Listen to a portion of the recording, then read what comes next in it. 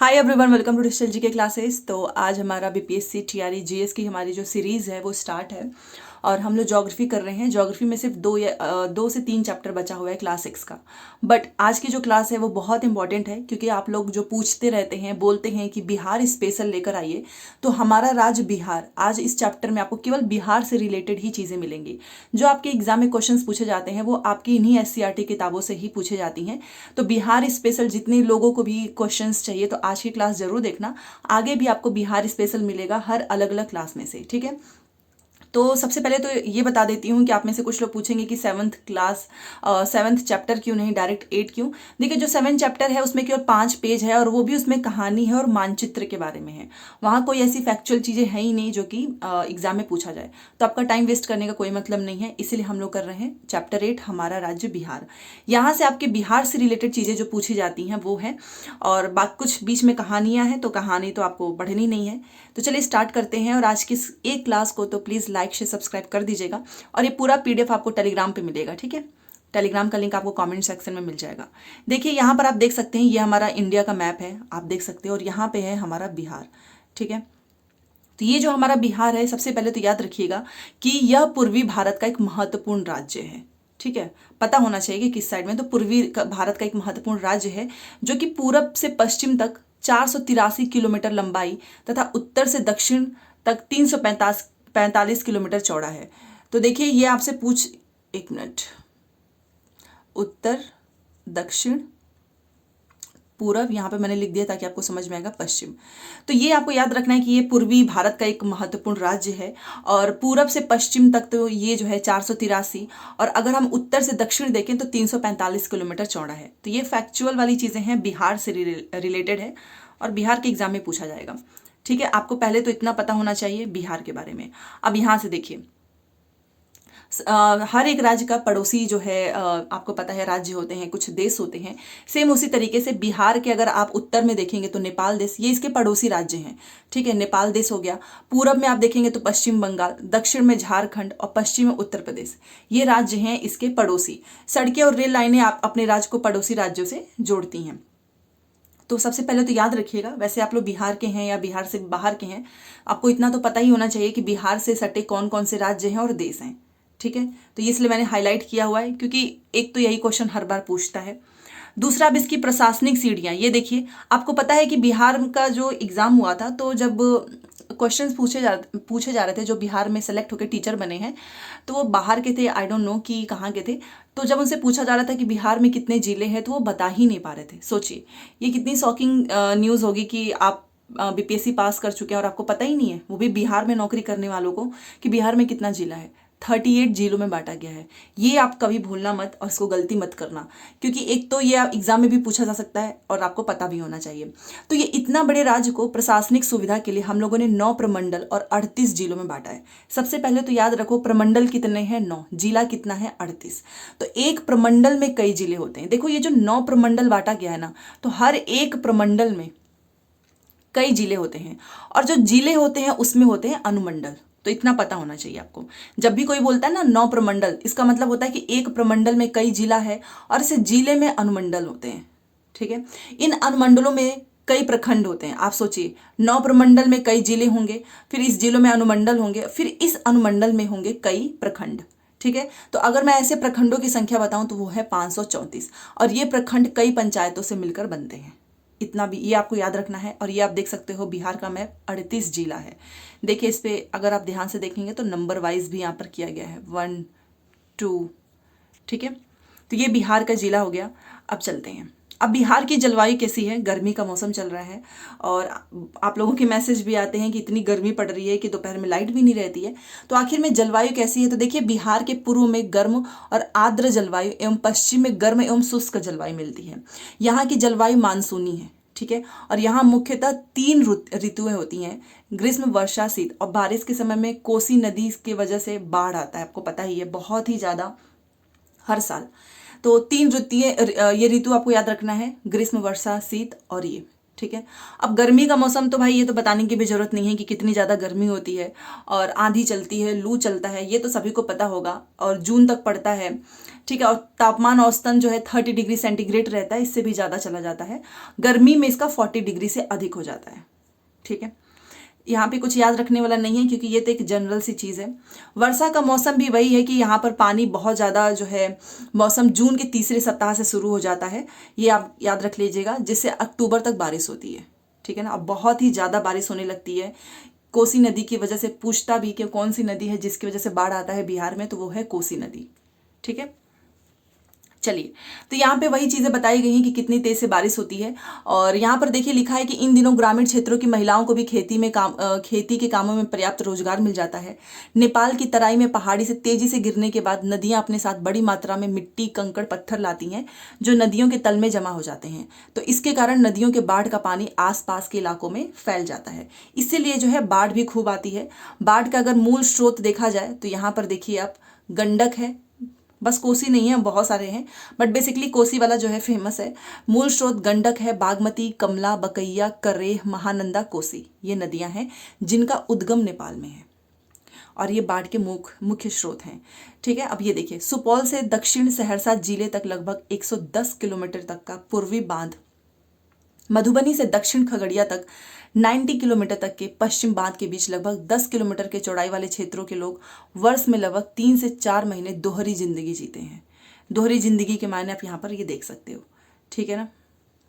तो ये हो गया, आपको याद रखना है बाढ़ का मुख्य स्रोत क्या है और इसके उद्गम कहाँ पे है, नेपाल में है, ठीक है। तो ये आप देख सकते हो, बाढ़ रहित शिविर में सामग्री दिया जा रहा है यहाँ पर फोटो के थ्रू। चलो अब देखते हैं। तो ये हो गया आपकी, ये सारी कहानी है, ये आपको याद रखने की जरूरत नहीं है। यहाँ पर बताया जा रहा है कि किस तरीके से काम चलाओ जो है छत दीवार बनाते हैं जब बाढ़ आता है। तो बाढ़ के पानी को मवेशी, मतलब बाढ़ के पानी में आपको पता ही ना बहुत सारी चीज़ें चली जाती हैं, तो सारी चीज़ें बताई गई हैं। चलो अब यहाँ से ये इंपॉर्टेंट है, तो देखिए ये सारी चीज़ें हमने देखी। अब बाढ़ द्वारा लाई गई जो बलुहाटी मिट्टी है, बाढ़ के द्वारा मिट्टी भी तो आएगी ना, तो इसमें परवल, ककड़ी और जो अरहुआ बोलते हैं वो है, तरबूज एवं दोमट मिट्टी में मक्का, दलहन, गेहूं आदि की फसलें उपजाते हैं, ठीक है।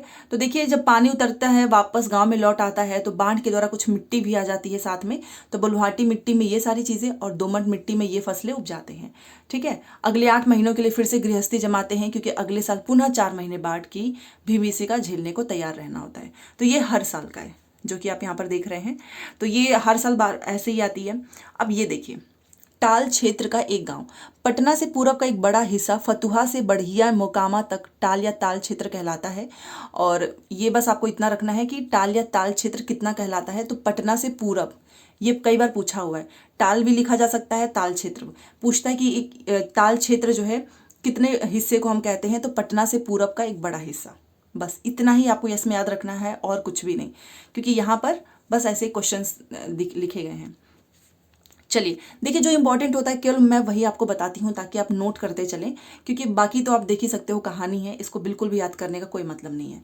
अब यहाँ से एक प्रश्न पूछता है, वो देखिए टाल या ताल क्षेत्र आपको पता है पटना से पूरब, तो इस ताल में ना किसी का घर नहीं होता है, ठीक है। यह जो ताल क्षेत्र है ना, यहाँ पर किसी का घर नहीं होगा, क्योंकि यहाँ पर जो है खरीफ की जो फसल है वो तो बोते ही नहीं है। अक्टूबर में जब सारा पानी धरती सोख लेती है और जमीन दलदली हो जाती है, तब इनमें दलहन और रबी की फसलें बो देते हैं। तो याद रखिएगा, जो ये आपका ताल क्षेत्र है ना, इसमें खरीफ की फसल नहीं, इसमें दलहन और रबी की फसलें बोते हैं, ठीक है ना। चलिए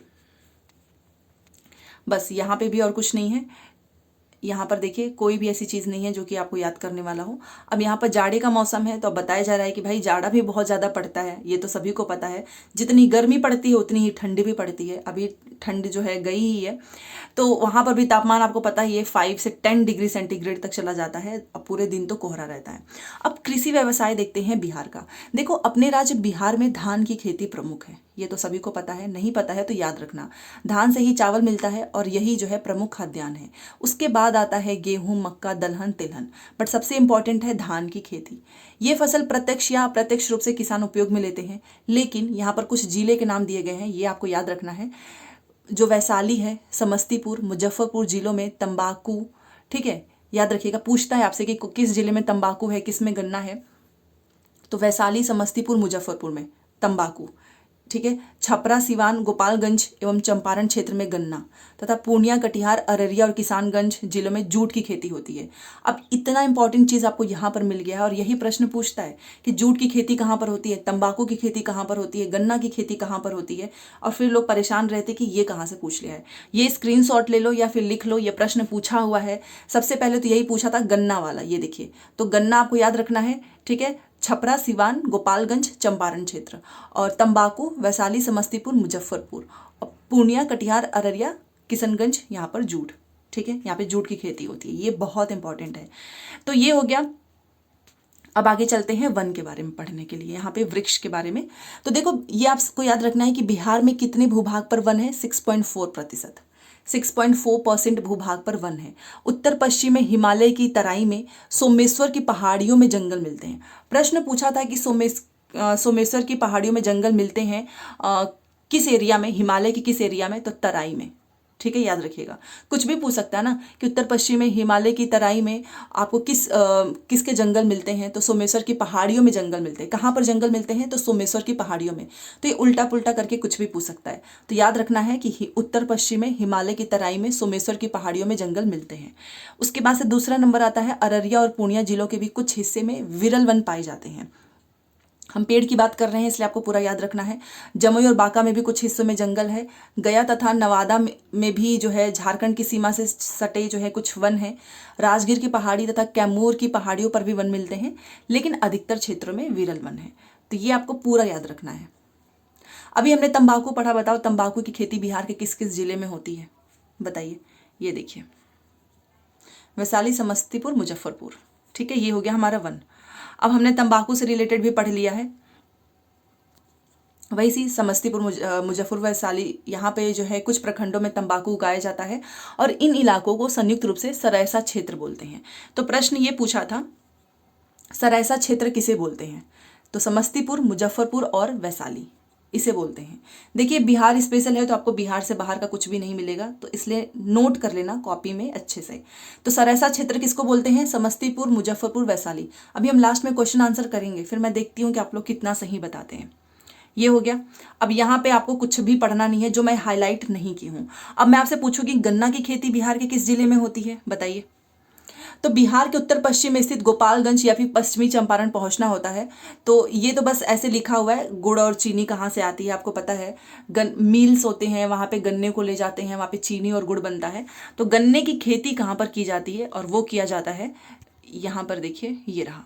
तो गन्ने की खेती कहाँ पर होती है, छपरा, सिवान, गोपालगंज और चंपारण क्षेत्र में, ठीक है। बाकी नीचे इनका प्रोसेस दिया गया है, ये देखिए, ये देखिए चीनी मिल का दृश्य आपने देखा भी होगा, और ये बिहार के साथ साथ दूसरे राज्यों में भी मिलेगा, बट बिहार में आप देख सकते हैं ये है उसका दृश्य, जिस जिले में होता है उसमें। तो यहाँ पर बताया गया है कि किस तरीके से बनाते हैं, आप देख सकते हो। ये प्रोसीजर तो आपसे पूछेगा नहीं, फैक्ट पूछता है बीपीएससी में, ठीक है, इसलिए इसको भी आपको पढ़ने की जरूरत नहीं है। चलो ये हो गया। अब वन्य प्राणी के बारे में देखते हैं। देखो, आपको पता है कि बिहार में वाल्मीकि नगर अभ्यारण्य कितनी बार प्रश्न पूछा है, कहाँ पर है। तो देखो, बिहार के जंगल में बहुत सारे जानवर रहते हैं, बाघ, भालू, हिरन, बारहसिंगा, नीलगाय, हाथी। इसमें से कितने जानवर को आपने देखा है, जरूर बताना। बाघ हमारा राष्ट्रीय पशु है। कभी बिहार के घने जंगलों में बाघ और हाथियों की भरमार थी, बट आज नहीं है, क्योंकि देखो जैसे जैसे जनसंख्या बढ़ी, लोगों ने पेड़ काटने स्टार्ट कर दिए। अब जब आप उनके रहने का ही आप उनका घर छीन लोगे तो वो तो जानवर विलुप्त हो जाएंगे ना। फिर लोगों ने शिकार करना भी स्टार्ट कर दिया। आज भी आप पश्चिमी चंपारण जिला के वाल्मीकि नगर अभ्यारण्य में रात्रि के समय बाघों की दहाड़ सुनाई देती है। तो पश्चिमी चंपारण जिले से जितने लोग भी हैं, हाजिरी लगाइए कि क्या आपको रात में बाघों की दहाड़ सुनाई देती है। तो ये प्रश्न पूछता है सबसे पहले यहाँ से कि वाल्मीकि नगर अभ्यारण्य किस राज्य में है, बिहार में है, और जिला पूछेगा तो पश्चिमी चंपारण। यहाँ पर बाघ के अतिरिक्त आपको जंगली सुअर भी मिलेगा इस अभ्यारण्य में, भालू, हिरण भी मिलते हैं। वाल्मीकि नगर अभ्यारण्य के अतिरिक्त रोहतास जिले का कैमूर अभ्यारण्य, अब ये याद रखना है, हर जिले में कोई ना कोई है। देखो, पश्चिमी चंपारण का वाल्मीकि नगर हो गया, ठीक है, रोहतास जिले का कैमूर अभ्यारण्य हो गया, नालंदा का आपका राजगीर हो गया, और गया का हो गया गौतम बुद्ध। खड़गपुर की पहाड़ियों के बीच में है ये देखिए भीमबाग अभ्यारण्य, ठीक है। तो ये जितना मैंने रेड लाइन किया है आपको याद रखना है। तो वाल्मीकि अभ्यारण्य पश्चिमी चंपारण में है, कैमूर आपका रोहतास में है, राजगीर आपका नालंदा में है, गौतम बुद्ध आपका गया में है, और जो आपका भीम है, भीम बाघ अभ्यारण्य, वो खड़गपुर में है। ठीक है, इतना आपको याद रखना है क्योंकि ये प्रश्न पूछता है। अब यहाँ पे ये सारी चीजें हो गई। यहाँ पर आपको सांप की भी प्रजातियां मिलेंगी, ठीक है, बिहार में ही, जिसमें आपका कोबरा है, करैत है, ठीक है, धामिन। इसी प्रकार बेगूसराय जिले के काबर झील क्षेत्र में जाड़े के मौसम में देसी और विदेशी पक्षियों का झुंड देखा जा सकता है। तो काबर झील कहाँ पे है? बेगूसराय जिले में है। पटना नगर में स्थित संजय गांधी जैविक उद्यान भी जंगली जानवरों को नजदीक से देखने का एक आकर्षक जगह है। तो भले से कुछ याद रहे ना रहे, याद रहे या ना रहे, ये याद कर लेना कि जो संजय गांधी जैविक उद्यान है वो बिहार में है और पटना में, बिहार के पटना में है। ठीक है, क्योंकि ये प्रश्न पूछता है। फिर जाड़े के दिनों में पटना का जो दानापुर सैनिक छावनी है, वहां पे उसके निकट गंगा तट पर साइबेरियन क्रेन ये भी आते हैं। ठीक है, साइबेरियन क्रेन। चलो अब ये पढ़ लिया, अब जनसंख्या में बात करते हैं भाई, क्योंकि जनसंख्या बहुत ही बढ़ चुकी है और आपको पता है कि हमारे देश में प्रत्येक 10वें वर्ष जनगणना होती है। और यहाँ पर हम बस बिहार की देखेंगे जनसंख्या 2011 की उसके बाद से अभी नहीं हुआ है, आपको पता है 2011 की जनगणना के अनुसार बिहार की जो कुल जनसंख्या है वो 10,38,00,000, यहाँ पर आप देख सकते हैं संख्या। ठीक है, बिहार से अधिक लोग, अगर आपको मैं बात करूं तो जनसंख्या में बीट कर लिया है उत्तर प्रदेश ने, सबसे ज्यादा उत्तर प्रदेश में है और महाराष्ट्र और बिहार, इन तीनों में जो है जनसंख्या ज्यादा है। बट यहाँ पर अधिकतर लोग गांव में रहते हैं, नगर भी है। बिहार की राजधानी आपको पता ही है पटना है, जो कि सबसे बड़ा नगर है। और बस मैं पटना की बात करूं तो 20 लाख लोग तो केवल पटना में रहते हैं, समझ सकते हैं आप। तो इसलिए बिहार की टोटल जनसंख्या 10 करोड़। बिहार की जनसंख्या तेजी से बढ़ रही है और इसी का एक प्रभाव है कि वनों को काटा जा रहा है। ठीक है, लोग अपने रहने का मकान बना रहे हैं, तो इस वजह से जो है धीरे धीरे आपने देखा होगा, अभी उत्तराखंड में भी आपने देखा है कि जंगल में जो है आग लगी हुई है, अगर आप डेली न्यूज़ वगैरह देखते हैं तो ये बताया जा रहा है कि किस तरीके से बिहार की जनसंख्या बढ़ रही है और लगातार जो है वनों को काटकर खेत बनाया जा रहा है। फिर मिट्टी की उर्वरता भी कम हो रही है क्योंकि इतनी ज़्यादा खेतियां हो जा रही हैं। ठीक है, तो बस इतना आपको याद रखना है। बिहार की जनसंख्या वृद्धि को रोकना आवश्यक है, फिर भी पढ़े लिखे और स्वस्थ रहे, यही सबका सपना होना चाहिए कि भाई जनसंख्या वृद्धि पे कंट्रोल किया जाए, जनसंख्या ना बढ़ने दिया जाए।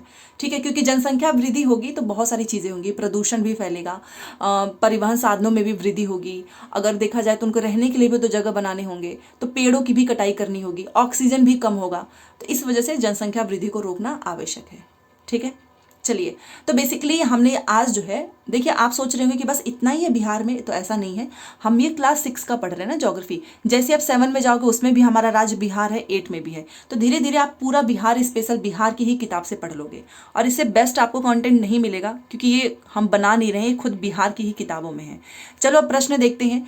तो रबी फसलों के लिए मशहूर ताल क्षेत्र अवस्थित है। जब मैं आपको बता रही थी ना पटना से पूरब, बार बार मैं बोल रही थी ताल या फिर टाल क्षेत्र, तो वो है पटना से पूरब। एक बार मैं आपको दिखा देती हूँ ताकि आपको लगे कि यस, अगर आप अच्छे से किताबों को पढ़ेंगे तो आपके सारे आंसर्स यही मिलेंगे। देखिए ये रहा ताल या टाल क्षेत्र, ये देखिए पटना से पूरब का एक बहुत बड़ा हिस्सा है और रबी की फसलें यहाँ पर हम बोते हैं। आपको पता है ना कि ताल क्षेत्र में कोई रहता नहीं है, यहाँ पर बुआई होती है, वो भी खरीफ की नहीं होती है, दलहन और रबी की फसलों को हम बोते हैं टाल या फिर ताल क्षेत्र में। ठीक है, तो ये भी आपको याद रखना है कि ताल क्षेत्र में केवल और केवल हम रबी की फसलों और दलहन को बोते हैं, खरीफ को नहीं। तो रबी की फसलों के लिए मशहूर ताल क्षेत्र पटना से पूरब है। सोमेश्वर पहाड़ी की मैं बारे में बता रही थी ना, उत्तर पश्चिम हिमालय के तराई क्षेत्र में, याद है आपको जंगल वाला जब हम पढ़ रहे थे। बिहार में कितना प्रतिशत जो है वन है कितने भूभाग पर, वो जरूर बताना। तो इसका हो जाएगा तराई क्षेत्र में। सरैसा क्षेत्र में शामिल कौन कौन से जिले हैं? जब हम स्टार्टिंग में ही पढ़ रहे थे तो वैशाली, समस्तीपुर एंड मुजफ्फरपुर, ये है सरैसा क्षेत्र में शामिल जिले हैं। गन्ना उत्पादक में कौन सा जिला है बताओ? मैं आपको जब गन्ना, तंबाकू उसके बारे में पढ़ा रही थी तभी मैंने आपको बताया। तो एक बार गन्ना का देखते हैं और तंबाकू का, ताकि एक बार और जो है हमारा रिवीजन हो जाए। ये देखिए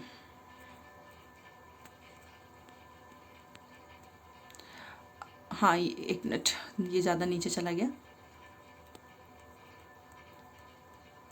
ये देखिए, आप सबसे पहले तंबाकू को याद रखो, वैशाली, समस्तीपुर, मुजफ्फरपुर। ठीक है, और ये तंबाकू का हो गया।